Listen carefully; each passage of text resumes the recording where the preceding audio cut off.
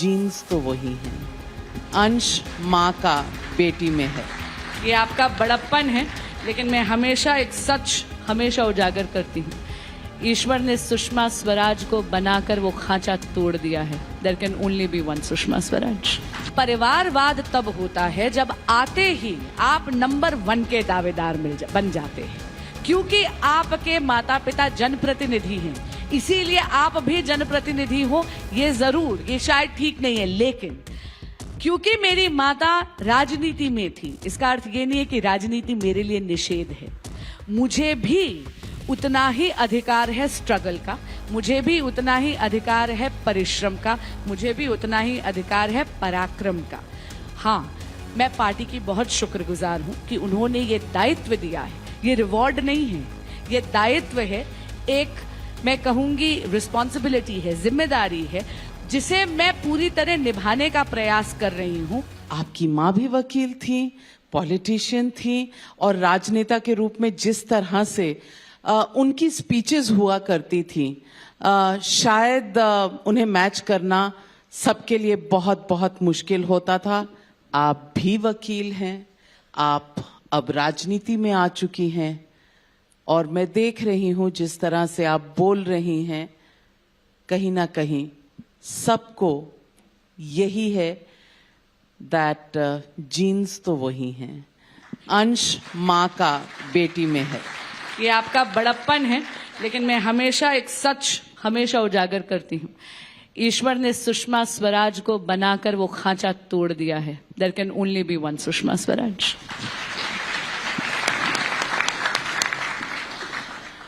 खांचा जरूर हर इंसान की शख्सियत अपनी अपनी होती है, लेकिन बांसुरी जी पूछना चाहूंगी, कभी कभी जब माँ बाप बहुत फेमस हों, बहुत बड़े अचीवर्स हों, नाम दुनिया में इतना ज़्यादा उनका व्याख्यात हो, तो क्या बच्चों पर प्रेशर पड़ता है कि किस तरह से अपनी जगह खुद बनाएं, अंडर द सन जैसे कहा जाता है, और क्या कुछ शोल्डर्स पर बोझ महसूस होता है?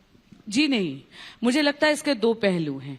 एक तो I think the credit goes to my school Vasant Valley. मैं वहां पर 2nd क्लास से थी, तो तब थी, तो आपके जो बचपन के सखा है ना, वो आपका दिमाग बहुत जमीन पर रखते हैं, आपके टीचर्स। और मुझे लगता है कि कहीं ना कहीं इसमें मेरे माता पिता को भी क्रेडिट जाता है। उन्होंने कभी भी ये महसूस ही नहीं होने दिया। और मुझे ये लगता है कि माँ हमेशा नेता का लिबास दहलीज पर छोड़ कर आती थी।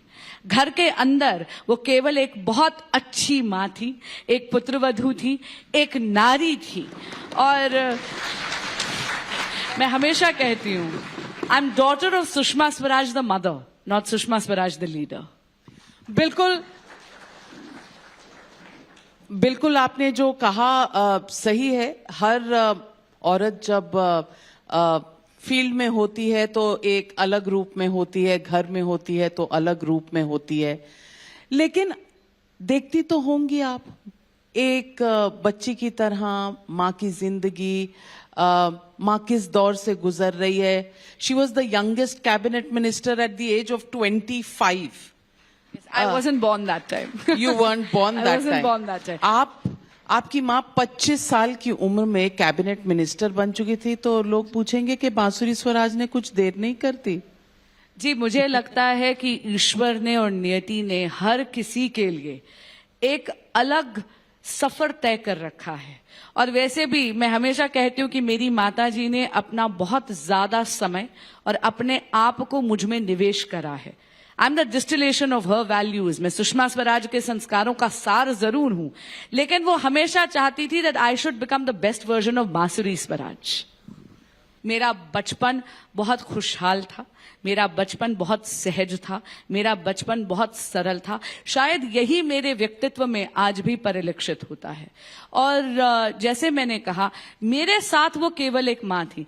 ये जग जाहिर बात हो गई है अब कि माँ की अपॉइंटमेंट डायरी में शुक्रवार की शाम मेरे नाम थी, चाहे कुछ भी हो जाए। शुक्रवार शाम की जो थी वो मेरे नाम थी और उसमें पापा भी अलाउड नहीं थे। हाँ, हमारे जो जर्मन शेपर्ड थे रक्षक, वो जरूर गेट क्रैश करते थे, लेकिन वो शुक्रवार की शाम थी जो केवल हम दो सखियों की शाम थी, जहां हम हर अच्छा बुरा रहस्य जग जाहिर बात सारी वो माता और बेटी की गप्पे होती थी। बहुत बढ़िया आपने कहा, और रक्षक मुझे भी याद है, डरती थी मैं बहुत उससे। But he was majestic. He was, if you are into German Shepherds. Yes, he was majestic.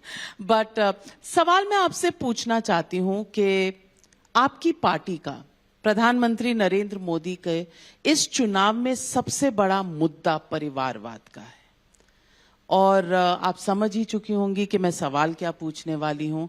परिवारवाद का आप ऑपोजिशन लेकर उतरे हैं मैदान में, और सुषमा स्वराज की बेटी नई दिल्ली की कॉन्स्टिट्युएंसी से फर्स्ट टाइम एमपी बन रही हैं कैंडिडेट, और किसकी जगह बन रही हैं? मीनाक्षी लेखी की जगह, जो एक मंत्री हैं। तो ये परिवारवाद नहीं हुआ क्या? जी नहीं, जी नहीं। इसका जवाब हमारे आदरणीय प्रधानमंत्री संसद में दे चुके हैं, लेकिन आपके माध्यम से जनता के समक्ष मैं दोबारा रखना चाहूंगी, और मुझे खुशी है कि आपने ये सवाल मुझसे पूछा। देखिए, परिवारवाद तब होता है जब आते ही आप नंबर 1 के दावेदार बन जाते हैं, क्योंकि आपके माता पिता जनप्रतिनिधि हैं, इसीलिए आप भी जनप्रतिनिधि हो। ये जरूर, ये शायद ठीक नहीं है, लेकिन क्योंकि मेरी माता राजनीति में थी, इसका अर्थ ये नहीं है कि राजनीति मेरे लिए निषेध है। मुझे भी उतना ही अधिकार है स्ट्रगल का, मुझे भी उतना ही अधिकार है परिश्रम का, मुझे भी उतना ही अधिकार है पराक्रम का। हाँ, मैं पार्टी की बहुत शुक्रगुजार हूं कि उन्होंने ये दायित्व दिया है। ये रिवॉर्ड नहीं है, ये दायित्व है, एक मैं कहूंगी रिस्पॉन्सिबिलिटी है, जिम्मेदारी है, जिसे मैं पूरी तरह निभाने का प्रयास कर रही हूं। और इससे पहले भी जो मुझे दायित्व दिए गए, चाहे मैं लीगल सेल में को कन्वीनर ली गई, चाहे मैं प्रदेश में मंत्री की मुझे भूमिका निभाने का मौका मिला, मुझे एक ग्रास रूट से एक कार्यकर्ता के रूप में काम कर कर जनता में जाकर और फिर निवेदन करने का मौका मिला है। परिवारवाद तब होता है जब आप मेहनत नहीं करते, लेकिन सीधा आकर मुख्यमंत्री पद के दावेदार हो जाते हैं, या मैं कहूंगी कि पार्टी के सरगना बनने के दावेदार हो जाते हैं, सिर्फ इसलिए क्योंकि आपका सरनेम एक पर्टिकुलर फैमिली से आता है। नितिन गडकरी जी कहते हैं कि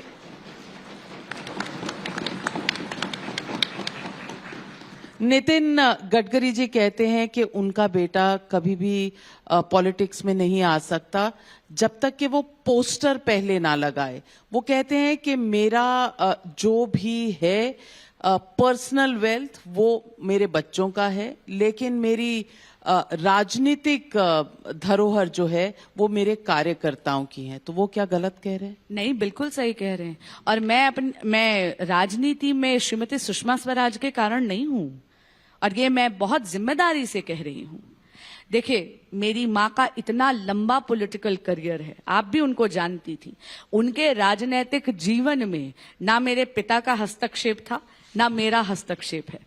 आप जानती है, 10 साल वो विदिशा से एमपी रही, मैंने विदिशा में कदम भी नहीं रखा। मेरा राजनीतिक अगर इस जीवन में आवाहन हुआ है तो वो इसलिए है क्योंकि मैं एक एबीवीपी की कार्यकर्ता थी। मेरी संघ आयु 24 वर्ष है। मैंने पार्टी की सेवा 10 वर्ष एक वकील के तौर पर करी है, परोक्ष रूप से। आपके आशीर्वाद से, जनता जनार्दन के आशीर्वाद से मेरा वकालत में यह 17वां साल है। 10 वर्ष से खुद का चेंबर चला रही हूं। मैं दिहाड़ी की मजदूर हूं, मैं कचहरी जाती हूं रोज और अपनी रोटी वैसे कमाती हूं। पार्टी ने मुझे पहली भूमिका लीगल सेल में को कन्वीनर के नाम पे दी, और बहुत विनम्रता से कहूंगी, ये मुझे जो दायित्व मिला या मौका मिला, ये जब कृष्ण मां को चुरा कर ले गए, उनके जाने के 4 साल बाद मिला। आप जब ये कहती हैं तो पता नहीं क्यों गला भर सा आता है। लेकिन मोदी जी ने मुझे लगता है सुषमा जी की मेमोरियल पर एक शब्द कहा था, मैं आपको सुनवाना चाहती हूं उन्होंने तब सुषमा जी के बारे में और आपके बारे में क्या कहा था। सुषमा जी की जो ताकत थी उसकी कुछ झलक मैंने बांसुरी में अनुभव की। बांसुरी का जो धैर्य और मैच्योरिटी का मैंने दर्शन किया। सुषमा जी का एक लघु स्वरूप, मैं उस बेटी को बहुत आशीर्वाद देता हूं। आपका अंश मोदी जी को भी दिखा। आप कहती हैं कि आपका किरदार जो है राजनीति में वो सुषमा स्वराज जी की वजह से नहीं है। वजह से ना हो पर हर किसी को अंश नजर तो आता है। मैं कहूंगी शायद उनकी वजह से नहीं है, लेकिन हाँ उनका आशीर्वाद मेरे साथ जरूर है। और मैं आभारी हूं और धन्यवाद देती हूं यशस्वी प्रधानमंत्री श्री नरेंद्र मोदी जी का कि उन्होंने ये आशीर्वाद मुझे दिया है। मेरा सुदृढ़ हो गया है संकल्प कि अब की बार 400 पार, फिर एक बार मोदी सरकार। –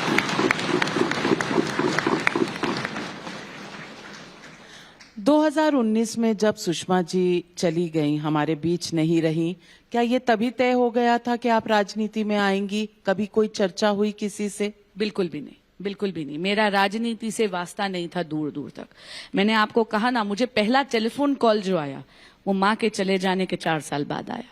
उससे पहले बिल्कुल भी कोई रोल ही नहीं था। हाँ, इतना जरूर कहूंगी कि पार्टी और संगठन की सेवा मैं कचहरी में कर रही थी, लेकिन उसमें कुछ नया नहीं था। वो तो मैं 1 दशक से कर रही थी।